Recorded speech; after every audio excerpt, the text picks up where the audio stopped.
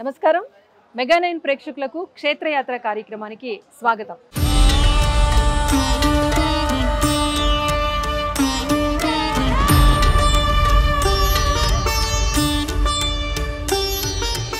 ఈ రోజు నేను సికింద్రాబాద్లో ఉన్న ఉజ్జయిని మహాకాళి ఆలయం వద్ద ఉన్నాను.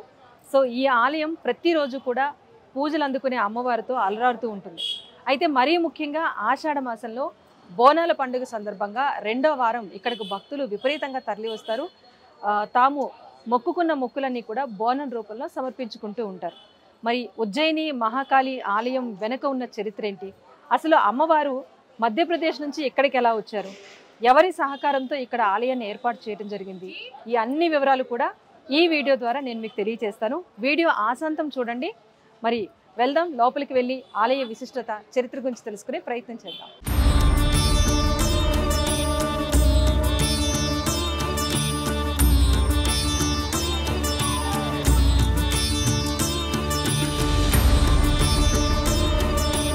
తెలంగాణలో ఆషాఢం వచ్చిందంటే చాలు బోనాల పండుగ సందడి మొదలైపోతుంది. బోనాల పండుగ అంటే తెలంగాణ ఆడపడుచులకు ఎంతో ప్రీతి. అందుకే అమ్మవారికి బోనం సమర్పించేందుకు మగువలు ఎంతో ఆసక్తి చూపిస్తూ ఉంటారు. ప్రత్యేకమైన అలంకరణతో బోనం ఎత్తుకుని అమ్మవారికి తమ మొక్కులు చెల్లించుకుంటూ ఉంటారు. ఇక ఆషాఢ మాసంలో మహిళలు ఎక్కువగా సికింద్రాబాద్ ఉజ్జయిని మహాకాళి అమ్మవారికి మొక్కులు చెల్లించుకుంటూ ఉంటారు. ఈ అమ్మవారు ఇక్కడ ప్రతిష్ఠించటం వెనుక ఒక పెద్ద చరిత్ర దాగుంది. 1815 నుంచి 1845 సంవత్సరాల మధ్యకాలంలో కలరా, మసూచి లాంటి తీవ్ర వ్యాధులు ప్రబలి ఇక్కడ చాలా మంది ప్రజలు ప్రాణాలు కోల్పోయారు. అయితే ఈ ప్రాంతానికి చెందిన సైన్యంలో ఉన్న వ్యక్తి సురిటి అప్పయ్య అప్పుడు మధ్యప్రదేశ్ లో తన సేవలను అందిస్తున్నారు. విషయం తెలుసుకోగానే హైదరాబాద్ లో తన కుటుంబం పట్ల, అలాగే సమాజంలో ప్రబలిపోతున్న కలరా, మసూచి వ్యాధి పట్ల తీవ్రంగా కలత చెందారు. అదే సమయంలో మధ్యప్రదేశ్ లో ఉజ్జయిని మహంకాళి అమ్మవారు ఎంతో శక్తివంతురాలని తెలుసుకుని అక్కడి అమ్మవారి ఆలయానికి చేరుకున్న ఆయన, మా ప్రాంతంలో ప్రబలుతున్న వ్యాధుల నుంచి ప్రజల్ని రక్షిస్తే అమ్మవారి యొక్క ఇలవేల్పు రూపాన్ని సికింద్రాబాద్ లో ఏర్పాటు చేసుకుంటానని అప్పట్లో సురిటి అప్పయ్య మొక్కుకున్నారంట. అమ్మవారికి మొక్కుకో అతి కొద్ది రోజుల్లోనే కలరా, మసూచి లాంటి వ్యాధులు పూర్తి స్థాయిలో తొలగిపోయాయి. ప్రజలందరూ సుఖ సంతోషాలతో ఉన్నారు. దాంతో కొన్ని రోజుల తర్వాత హైదరాబాద్ చేరుకున్న సురిటి అప్పయ్య గారు సికింద్రాబాద్ ప్రాంతంలో ఇప్పుడున్న ఉజ్జయిని మహంకాళి అమ్మవారి ఆలయ ప్రాంతంలోనే మధ్యప్రదేశ్ ఉజ్జయిని మహంకాళి అమ్మవారి ప్రతిరూపంగా ఒక అమ్మవారిని ఏర్పాటు చేశారు. ఇది చాలా పురాతనమైనటువంటి దేవాలయం. మన వాళ్ళు ఇక్కడి నుంచి కొంతమంది ఉజ్జయిన్లో పనిచేస్తుండేటువంటి నేపథ్యంలో ఇక్కడ కలరా వ్యాధి సోకినటువంటి సందర్భంలో అక్కడి నుంచి చెక్క విగ్రహాన్ని తీసుకొచ్చి ఇక్కడ ప్రతిష్ఠింపజేయడం జరిగింది. చక్ర విగ్రహం చాలా కాలంగా తర్వాత చెడిపోవడం వలన ఇంచుమించుగా 60-65 సంవత్సరాల క్రితం ఒక రాతి విగ్రహాన్ని ప్రతిష్ఠింపజేయడం జరిగింది. అన్ని విధాల పద్ధతులను ఆచరించి వేద పారాయణము, పూజలు, కార్యక్రమాలు జరిపి ప్రతిష్ఠింపజేసినటువంటి ఆ విగ్రహం.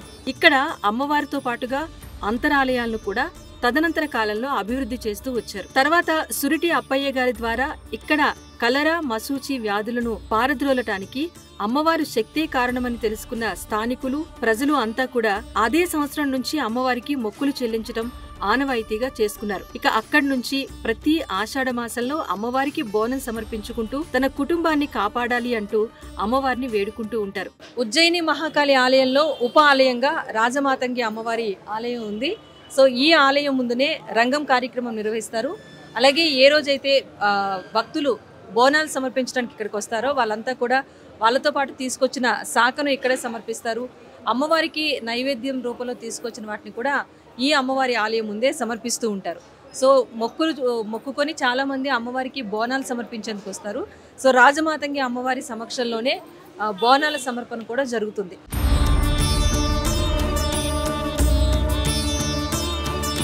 రాజమాతంగి ఆలయంకి ఎడం వైపున ఇక్కడ ఒక చాలా విశిష్టమైన వేప చెట్టు కూడా ఉంది. ఈ వేప చెట్టుకి దాదాపు 250 ఏళ్ల చరిత్ర ఉంది. ఎందుకంటే అప్పుడు నాటిన వేప చెట్టు దినదినాభివృద్ధిగా పెరుగుతూ కూడా మనం చూడొచ్చు. ఆలయ పైగోపురం దాటి కూడా వేప చెట్టు కనిపిస్తుంది అనమాట. ఇది 250 ఏళ్ల నుంచి మహావృక్షంగా ఎదిగింది. ఇక్కడ కూడా చాలామంది పెళ్ళైన ముత్తైదువులు అయితే ఎవరైతే ఉంటారో వాళ్ళు ప్రత్యేకంగా పసుపు, కుంకుమ లాంటివి సమర్పిస్తూ ఉంటారు. అమ్మవారిని ఎంత పవిత్రంగా భావిస్తారో ఈ వేప చెట్టు కూడా ఒకసారి తాకి అమ్మవారు పసుపు కుంకాలు సుఖ సౌభాగ్యాలు కలుగజేయాలని చెప్పేసి భక్తులంతా కూడా కోరుతూ ఉంటారు. సో అంతటి చరిత్ర ఉన్న మహావృక్షం అనమాట. మనం చూడొచ్చు ఆలయంలో అంటే మొదట్లో ఆలయ ఏర్పాటు జరిగిన తర్వాత 400 ఏళ్ల క్రితం ఆలయ ఏర్పాటు జరిగింది. ఆ తర్వాత కొన్నేళ్లకు ఇక్కడ ఈ మొక్కను నాటారు. మనం చూడొచ్చు మొదలంతా కూడా ఇక్కడ ప్రారంభమైనప్పటికీ ఈ వృక్షాన్ని తొలగించకుండానే ఆలయం అభివృద్ధి అనేది చేపట్టారు. ఆలయానికి సంబంధించి నిర్మాణం చేసేటప్పుడు కూడా ఈ చెట్టు చాలా విశిష్టమైనది కనుకనే ఈ వేప చెట్టుని ఇక్కడ ఉంచారు. సాధారణంగా వేప చెట్టు అంటేనే అమ్మవారికి ఒక నిదర్శనంగా మనం పూజిస్తూ ఉంటాం. మనం చూడొచ్చు ఇక్కడ అంతా కూడా పసుపు రాసి ఈ బోనాల పండుగ సందర్భంగా పసుపు రాసి మనం గుమ్మాలకి ఎంత చక్కగా అయితే చెక్కతో చేసిన గుమ్మాలు ఉంటాయి కనుక పసుపు కుంకుమ పెట్టుకొని ఎంత పవిత్రంగా అయితే పూజ చేస్తామో సో అలాగే ఇక్కడ చెట్టు మొదల్లో పసుపు కుంకుమ పెట్టి ఒక లక్ష్మీ రూపంగా అంటే అమ్మవారి రూపంగా చాలామంది ముత్తైదువులు అయితే పూజిస్తూ ఉంటారు. సో మనం ఈ పీఠం చూస్తున్నాం కదా, దీనిపైనే ఇక్కడ జోగిని మాత ద్వారా పచ్చికుండ మీద బోర్లించి పచ్చికుండ పెట్టి దాని మీద జోగిని మాతను నిలబెట్టి రంగం కార్యక్రమం నిర్వహిస్తూ ఉంటారు. తెలంగాణ ప్రాంతం అంతా కూడా మరో ఏడాది పాటు ఎలా ఉండబోతోంది అని ఒక భవిష్యవాణి వినే కార్యక్రమమే ఈ రంగం. అయితే ఇక్కడ విశేషం ఏంటంటే రంగం కార్యక్రమం నిర్వహించినంతసేపు అమ్మవారిని భవిష్యవాణి చెప్పమని ప్రశ్నలు సంధించినంతసేపు కూడా పచ్చికుండ అస్సలు విరగదు. కానీ ఎప్పుడైతే రంగం కార్యక్రమం ముగుస్తుందో ఒక్కసారిగా పచ్చికుండ విరిగిపోతుంది. ఇదే అమ్మవారి శక్తికి నిదర్శనంగా పేర్కొంటారు అక్కడకు చేరుకునే భక్తులు. ఈ రంగం కార్యక్రమానికి కూడా పెద్ద ఎత్తున భక్తులు తరలి వస్తారు. అమ్మవారు నోటి వెంట ఎలాంటి పదాలు వినాల్సి వస్తుంది, ఒకవేళ అమ్మవారు భవిష్యవాణిలో ఏమైనా హెచ్చరికలు చేస్తే గనక ఎలాంటి జాగ్రత్తలు తీసుకోవాలి, అటు ప్రభుత్వాలు గాని ప్రజలు గాని ఎలా మసలుకోవాలి అన్న విషయాలు తెలుసుకోవడం కోసం ఇక్కడ రంగం కార్యక్రమాన్ని నిర్వహిస్తూ ఉంటారు. గురువు గారు రంగం దగ్గరుండి నిర్వహిస్తారు కనుక రంగం కార్యక్రమం ఎలా నిర్వహించబోతున్నారు వీటికి సంబంధించి వివరాలు గురువు గారిని అడిగి తెలుసుకుందాం. నమస్తే గురువు గారు, బాగున్నారా? చెప్పండి, మరి ఈ ఏడాది కూడా బోనాల సందడి స్టార్ట్ అయిపోయింది. ఎలాంటి కార్యక్రమాలు చేపడుతున్నారు ఈ సంవత్సరం? శివామనన్యాం వివిధ ప్రభావాం కాళీం కడామాలిని విశ్వమంద్యాం కపాల కట్వాంగధరాం విముండమాల విభూషాం దీకి చర్మపరాధీనాం శుష్క మాంసాది భైరవాం అతి విస్తారవదనాం లలజిగ్వాన్ దిగంబరాం ఏవం సంచింతయే కాళీం శ్మశానాలయ వాసిని శ్రీ మహాకాళింగాదేవి మహా. విశ్వావసు నామ సంవత్సరంలో ఆషాఢమాసం యొక్క విశిష్టత రేపటి నుంచి మొదలవ్వడం, అందులోనూ వారాహి నవరాత్రుల యొక్క ప్రాధాన్యత ఈనాడు జనంలో బాగా పెరిగి రేపటి నుంచి వారాహి నవరాత్రులు మొదలవ్వడం. ఇంతేకాకుండా గత 240 సంవత్సరాల మధ్యగా అమ్మవారు ఉజ్జయిని నుంచి తీసుకురాబడి నడిగొడ్డు అయినటువంటి ఈ భాగ్యనగరంలో ఈ వ్యాపార వీధులలో జగన్మాతని స్థాపింప చేయడం జరిగింది. ఆనాటి నుంచి కూడా ఆషాఢం వస్తూనే మొట్టమొదటి ఆదివారం నాడు జగన్మాతని అత్తగారింటి నుంచి పుట్టింటికి తీసుకొస్తున్నటువంటి భావనతో ఘట స్వరూపిణిగా జగన్మాతని ఆలయానికి తీసుకురావడం, మర్నాడైనటువంటి సోమవారం నుంచి జగన్మాత గ్రామ సంచారం చేయడం. గ్రామ సంచారంలో విశిష్టత ఏమిటి అంటే అమ్మవారు వృద్ధులని, చాతగాని వాళ్ళని, పసిబిడ్డలని, రోగాలతో ఉన్నటువంటి వాళ్ళని ఇంచుమించుగా ఇంటింటికి ఆవిడగా వెళ్ళి పరామర్శ చేసిన విధంగా అమ్మవారు ఆశీర్వదించి రావడం. 15వ రోజున తెల్లవారుజామున మళ్ళీ ఆదివారం అవుతుంది కాబట్టి ఆనాడు తెల్లవారుజామున 4 గంటలకి అమ్మవారు దేదీప్యమాన అలంకార పూరిత అయినటువంటి జగన్మాత భక్తులందరికీ దర్శనమిచ్చి ఇంచుమించుగా 36 గంటలు అమ్మవారి యొక్క దర్శనార్థమై భక్తులందరూ రావడం.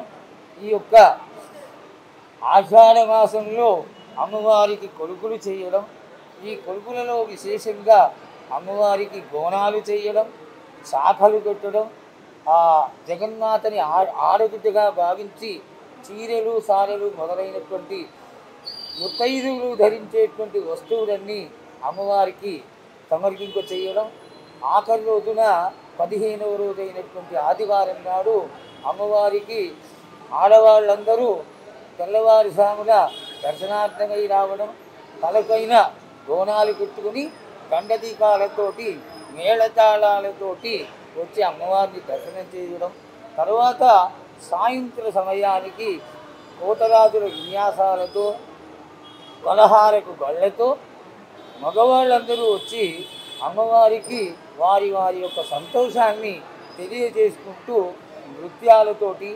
ఆటపాటలతోటి మేళతాళాలతోటి అమ్మవారిని దర్శించుకుంటారు. ఈ కార్యక్రమం ఆదివారం రాత్రి ఇంచుమించుగా అంటే సోమవారం తెల్లవారుజామున 2:30-3 గంటల వరకు సాగుతుంది.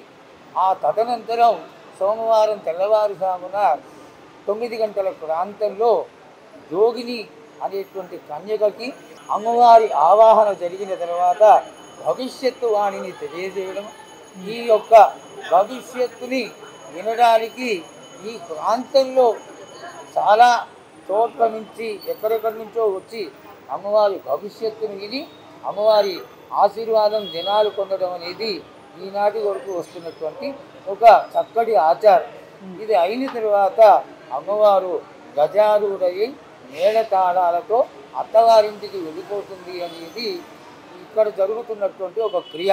ఈ యొక్క తెలంగాణ పండుగలలో ముఖ్యమైనటువంటి ఈ యొక్క ఆషాఢ జాతర బోనాల లష్కర్ పండుగ ఈనాడు చక్కటి తెలంగాణలో విశిష్టమైనటువంటి పండగగా మారిపోయి ఎంతో కన్నుల పండుగగా భక్తులందరూ ఈ 16 రోజులు కూడా ఆడపిల్లలు వచ్చిన వాళ్ళు బయటికి వెళ్లకుండా బయటి నుంచి లోపలికి రాకుండా ఇక్కడే ఉండి జరుపుకునేటువంటి అత్యద్భుతమైనటువంటి తెలంగాణ పండుగగా పూర్తిగా ఈ యొక్క పండుగ చాలా అందరూ ఆనందపడేటువంటి విధంగా జరుగుతూ ఉంటుంది. ఈ విశ్వావసునామ సంవత్సరంలో పండుగ సందోహం మొదలైపోయింది. పండుగ సందోహానికి అందరూ సన్నద్ధులై ఆదివారం అమ్మవారు ఎప్పుడు వస్తుందా అని ఎదురు చూస్తూ అమ్మవారి రాకకై ఎదురు చూస్తున్నారు. ఈ యొక్క చక్కటి కార్యక్రమాన్ని పరిపూర్ణం చేసి అందరినీ ఆశీర్వదిస్తుందని ఆశిస్తూ నమ పార్వతీపతే. అంటే బోనాలు 3 వారాలు కూడా విపరీతంగా భక్తజనం వస్తూ ఉంటారు. చాలామంది ఏంటంటే మొదటిసారి బోనం సమర్పించినప్పుడు ఇది తెలంగాణ సంస్కృతికి సంబంధించిందేమో, వేరే ప్రాంతాల మహిళలు బోనం ఇవ్వచ్చా లేదో అని ఒక సందేహం ఉంటుంది. సో అలా మహిళలు ఎవరైనా బోనాన్ని సమర్పించి ఇక్కడ అమ్మవారిని దర్శించుకోవచ్చా? దీనికి సంబంధించిన సందేహాన్ని నివృత్తి చేయండి. బోనాలు అనేటువంటిది చక్కటి ఒక ఆచారం. ఇది తెలంగాణలో అమ్మవారికి ఆడబిడ్డకి తీపి వంటలతో అన్నం పెట్టడం చేస్తూ ఉంటారు ఇంటికి వస్తే. అదేవిధంగా అమ్మవారు ఆడబిడ్డగా ఇంటికి వస్తుంది కాబట్టి ముత్తైదువులందరూ, ఇది శాస్త్ర ప్రమాణం కాదు ఇది, కానీ తెలంగాణలో ఇంటికి వచ్చినటువంటి ఆడబిడ్డకి ఎంతో ప్రేమతో పాయసం చేసి ఆ పాయసాన్ని సమర్పించడం, ఇంకొక కుండలో శాఖలు తీసుకొచ్చి ఆ శాఖలని మన కోసం మనము ఆ 250 సంవత్సరాల క్రిందట ఇక్కడ ప్రబలినటువంటి రోగాలన్నీ సమసిపోవడానికి అమ్మవారికి శాఖలన్నీ సమర్పించుకుంటారు. ఇది నేను కూడా వింటున్నాను ఈ మధ్యకాలంలో. అనవసరమైనటువంటి ఒక లేనిపోని మాటలతో అమ్మవారి యొక్క గ్రామ దేవతలకే సమర్పించాలి అది ఇది అనేటువంటి పిచ్చి మాటలతో లేనిపోని ఒక ప్రచారం జరుగుతుంది. జగన్మాత ఆవిడకి పాయసాన్ని సమర్పించడం, శాఖలు సమర్పించడంలో ఉన్నటువంటి ఔన్నత్యాన్ని గుర్తించినట్టు ఆనాటి ప్రజలందరూ కూడా ఈ శాఖల యొక్క సమర్పణతో రోగాలు పోగొట్టుకోవచ్చు, ఆది వ్యాధులు అమ్మవార్లు రాకుండా కాపాడుకోవచ్చు అనేటువంటి ఉద్దేశంతో చేసినటువంటి ఒక చక్కటి క్రియ. కాబట్టి అందరూ అన్ని రకాల వాళ్ళు జాతి మత కుల భేదాలు లేకుండా అమ్మవారికి ఈ బోనాలు శాఖలు సమర్పించుకోవడంలో ఏమాత్రం తప్పు లేదని అందరూ ఎల్లవేళలా 365 రోజులు కూడా తిథి వార నక్షత్రాలు లేకుండా వారికి వీలైనటువంటి సమయాల్లో సమర్పించుకోవచ్చని తెలియజేస్తారు. గురుగారు, మరి రంగంలో కూడా మీరే ప్రశ్నలు అడుగుతారు అమ్మవారిని. సో ఈ ఏడాది భక్తుల సుఖ సంతోషాలతో పాటు ఎలాంటి ప్రశ్నలు అడగబోతున్నారు? తెలంగాణ ప్రజల నుంచి ఏమైనా మీకు కొన్ని విజ్ఞప్తులు ఏమైనా వచ్చాయా దీనికి సంబంధించి? ఈ యొక్క రంగం అనేది మాత్రం స్పాంటేనియస్గా జరిగేటువంటి విషయం అన్నా అక్కడ అమ్మవారు రావడం, మనం అడిగినటువంటి ప్రశ్నలకి అమ్మవారు స్పందించి ప్రశ్నలకి సమాధానాలు చెప్పడం చాలా కాకతాళీయంగా జరుగుతుంది. ఆ నిమిషంలో ఆవిడ మనస్సులో ఏ మంచి మాటలు ఉన్నాయో వాటిని తెలియచేస్తూ ఆ ప్రశ్నలు అడగడం జరుగుతుంది. కాబట్టి ఇది ముందుగా ఆలోచించి కానీ ఒక నిర్ణయం చేసి కానీ చెప్పేటువంటి క్రియ కాదమ్మా. చక్కగా అమ్మవారి యొక్క పరిపూర్ణమైన అనుగ్రహంతో జరిగేటువంటి ఒక దేవతా సంబంధమైనటువంటి క్రియనే ఈ భవిష్యవాణి. అంటే గురువుగారు, భక్తులు చాలా మంది కోరికలు కోరుకుంటారు, తీరగానే వచ్చి మొక్కులు సమర్పిస్తారు. సో ప్రముఖులు లేదా ప్రజాక్షేమం కోరి ఎవరైనా మొక్కులు మొక్కుకున్న వారు ఉన్నారా? వాళ్ళ కోరికలు అమ్మవారు తీర్చిందా? అలాంటి ఘటన ఏమైనా ఉంటే చెప్పండి భక్తుల కోసం. ఈ ప్రాంతం అంతా కూడా గత 250 సంవత్సరాలుగా ఈ వ్యాపార వీధులలో వీళ్ళందరూ ఇంత అమ్మవారి యొక్క కృప కావాలి అని కోరుకోవడంలో గల విశిష్టత ఏమిటి అంటే దీనికి రంగానికి ఉన్నటువంటి ఒక చక్కటి ఏర్పాటు వరకు అమ్మవారు చాలా ఈజీ మెథడ్లో ఒక రంగం అనేటువంటి కార్యక్రమంలో అమ్మవారు ప్రకటితం అవుతుంది. ఈ ప్రకటితమైనటువంటి అమ్మవారు ఏ విధంగా వస్తుంది అంటే సాగర విద్యలతో అమ్మవారిని మంత్రాలతో ఆవాహన చేయడం జరుగుతుంది. ఆ జరిగినటువంటి జోగిని పైన ఉన్న అమ్మవారు పచ్చికుండ పైన నిలబడుతుంది. అమ్మవారు ఉన్నంతసేపు కూడా పచ్చికుండ కదలకుండా ఉండి అమ్మవారు వెళ్ళిపోయిన తర్వాత ఆ కుండ ముక్కలు ముక్కలు అవుతుంది. ఇది అమ్మవారు 100కి 100 కాళ్ళు కూడా జగన్మాత ఆ శరీరంలోకి ఆవహించింది అని తెలియజేయడానికి ఒక చక్కటి తార్కాడు. అయితే అమ్మవారు ఆ విధంగా వచ్చి ఆనాడు అందరినీ ఆశీర్వదించి ఈ ప్రాంతంలో నేను ఉన్నంత వరకు ఈ అందరి వ్యాపారాభివృద్ధి జరిగి కోటికి పడగెత్తి మీరందరూ సుఖశాంతులతో వర్ధిల్లుతారు, నన్ను సేవించుకోండి అని అమ్మవారు చెప్పడం వల్ల ఆనాటి నుంచి కూడా భాగ్యనగరంలో ఈ యొక్క స్థానంలో అమ్మవారు మహాకాళి స్వరూపాన్ని భక్తులందరూ కూడా ఆరాధించడం, అమ్మవారి యొక్క పాదాలను సేవించడం. అలాగే ఇక్కడ జరిగే విశేషమైనటువంటి విశేషం ఏంటంటే ప్రతి ఒక్క వ్యాపారి కూడా తెల్లవారుజామున వాళ్ళ వ్యాపార స్థలాలకు వెళ్ళే ముందర తాళాలని తీసుకొచ్చి అమ్మవారి పాదాల దగ్గర పెట్టి అమ్మవారి ఆశీర్వాదంతో వెళ్ళి వ్యాపారం చేయడం, వారు అనుకున్న దానికంటే ఆశించిన దానికంటే అమ్మవారి ఆశీర్వాదం వల్ల ధనవంతులు అవ్వడం జరుగుతూనే ఉన్నది. కాబట్టి అమ్మవారి ఈ స్థానం దినదినాభివృద్ధి జరిగి ఇంతటి స్థితిని నెలకొని ఈనాడు జాతరలో 40-50 లక్షల మంది వచ్చి అమ్మవారి దర్శనం చేసుకుంటారు.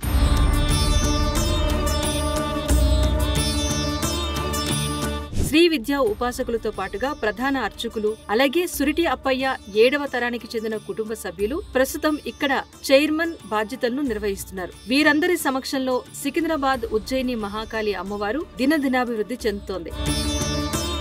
సురిటి అప్పయ్య గారి 7వ తరం వ్యక్తి సురిటి కామేశ్వర్ గారు మనతో పాటు ఉన్నారు, మాట్లాడదాం.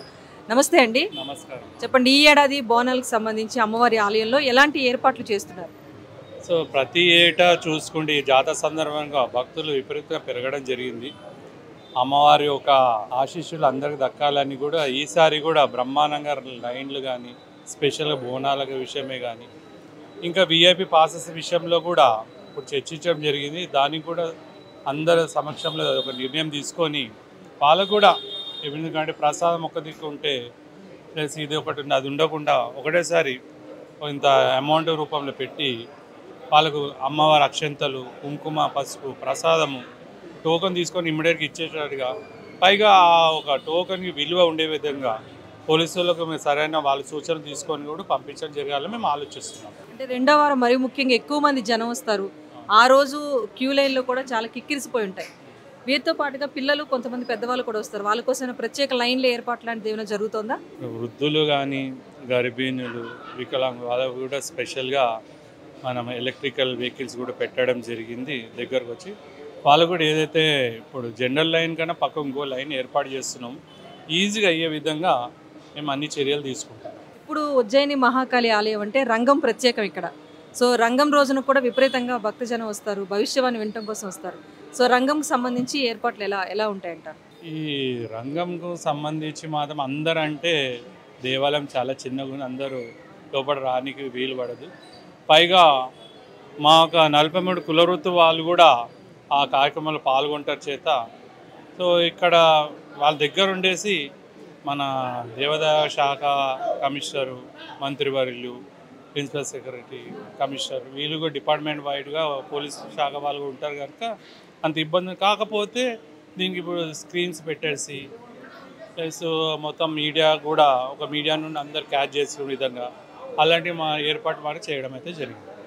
సో ప్రముఖులు దర్శనానికి వస్తూ ఉంటారు కనుక ఎవరికి ఎలాంటి ఇబ్బందులు లేకుండా అటు బందోబస్తు అంతా కూడా పూర్తి ఏర్పాట్లన్నీ కూడా సక్రమంగా ఉంటాయంటారు ఈ సంవత్సరం? 100% అమ్మవారి ఆశీర్తోటి సక్రమంగా ఈ దిగ్విజయంగా చేసుకుంటారు ఈసారి జాతర కూడా.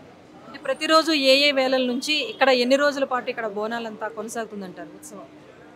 ఈ నెల జూన్ 29 తారీఖు అమ్మవారి ఎదుర్కోలతో మొదలయ్యి సోమవారం అంటే 14వ తారీఖు భవిష్యవాణి అమ్మవారి సాగనింపుతోటి ముగిస్తుంది జరుగుతుంది.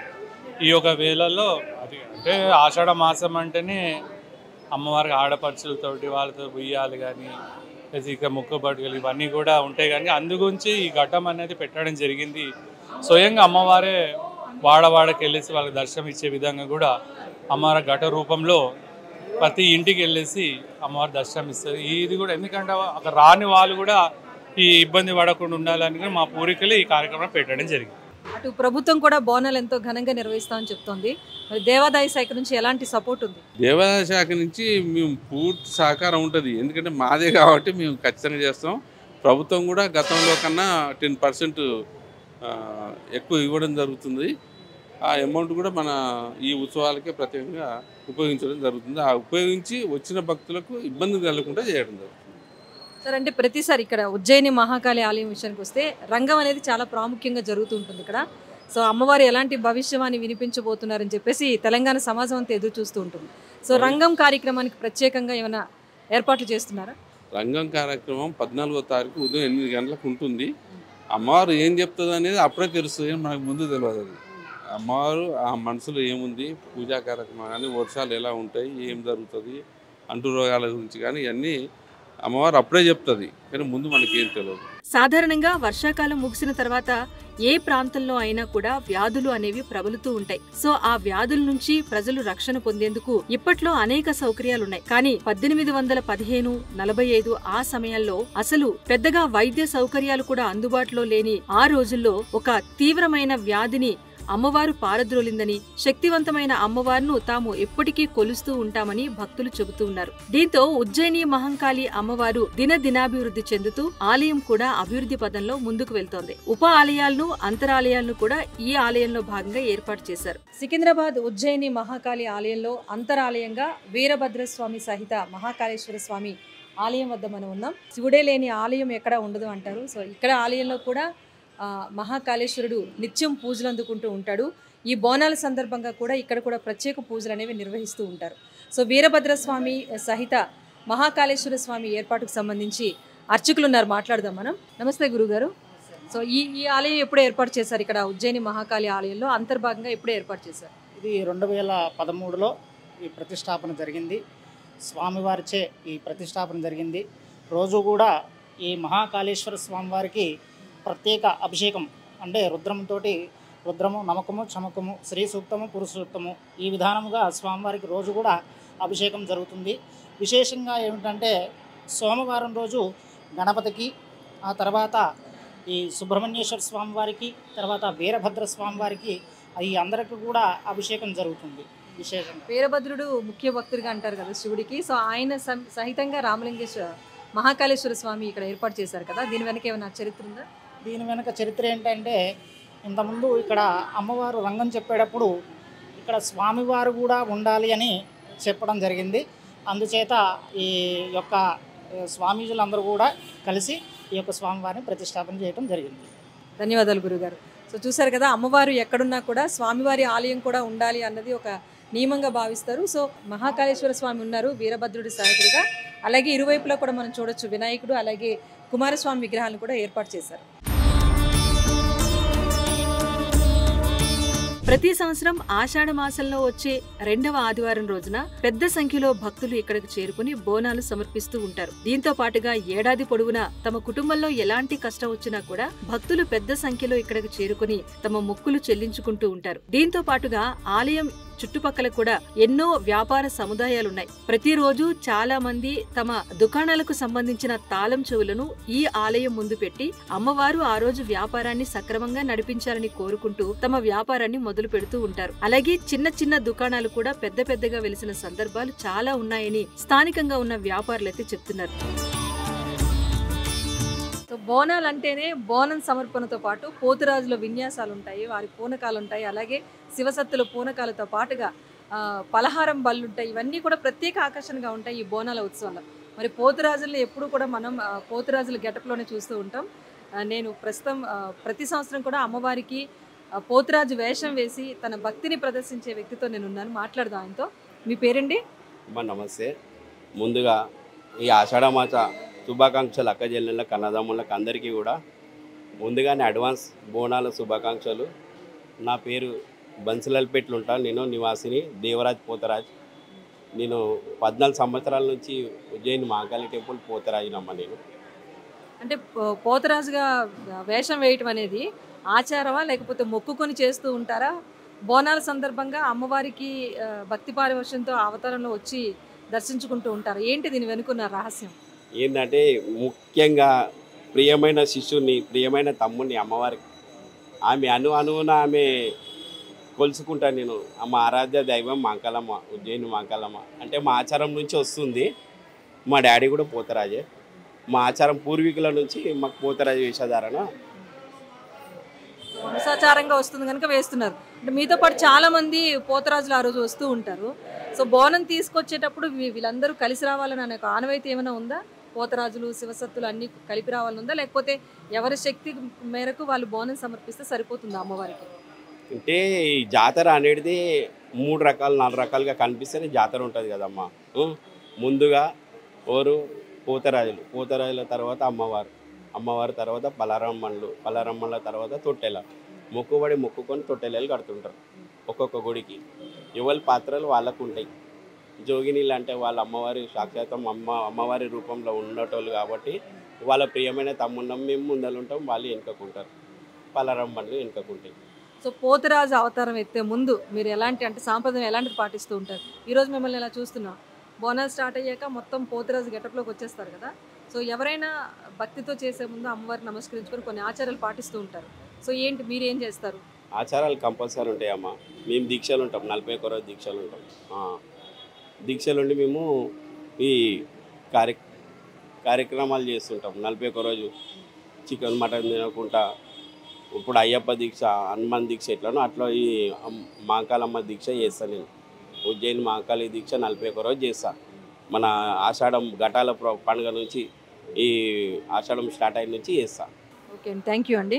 సో చూసారు కదా, పోతరాజుల విన్యాసాలు మనం చూస్తాం తప్పిస్తే వెనక అసలు ఎలా వాళ్ళు ఎంత దీక్షగా తీసుకొని పోతరాజు అవతారం ఎత్తారు, పోతరాజు వేషం వేసుకుంటారు, ఎంత భక్తి పారవశ్యంతో వాళ్ళు చేసే విన్యాసాలు ఇక్కడ భక్తుల్ని ఆకర్షిస్తాయి. అలాగే అమ్మవారికి కూడా ఒక భక్తి పారవశ్యాన్ని వాళ్ళైతే సమర్పించుకుంటూ ఉంటారు.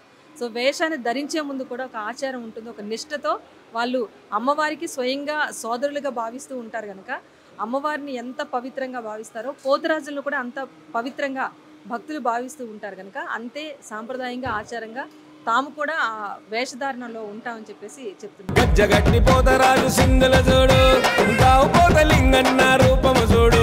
ఏది ఏమైనా ఉజ్జయిని మహంకాళి అమ్మవారు తమను ఎల్లప్పుడూ కాపాడుతూ ఉంటుంది అన్నది స్థానికులతో పాటుగా భక్తులకు ఉన్న విశ్వాసం. అయితే ప్రస్తుతం చాలా మంది తెలంగాణలో బోనం సమర్పించే విషయంలో ఇది కేవలం తెలంగాణ సంస్కృతికి సంబంధించిన అంశం, తెలంగాణ ఆడపడుచులే బోనాన్ని సమర్పిస్తారు అని అనుకునేవారు. కానీ కొంతమంది అమ్మవారికి తమ కష్టం చెప్పుకున్నప్పటికీ అమ్మవారు ఆ కష్టాన్ని తీర్చిన వెంటనే ప్రాంతాలతో సంబంధం లేకుండా బోనం సమర్పిస్తూ వచ్చారు. అలా స్థానికంగా నిర్వహించుకునే ఈ కార్యక్రమం రోజు రోజుకు అభివృద్ధి చెందుతూ దేశ విదేశాల్లో కూడా ఎంతో పేరు సంపాదించింది. నేషనల్ అమ్మవారే కాదు, ఇంటర్నేషనల్ అమ్మవారు అంటూ అక్కడి ప్రధాన అర్చకులు చెప్పడం ఇక్కడ కొసమెరుపు.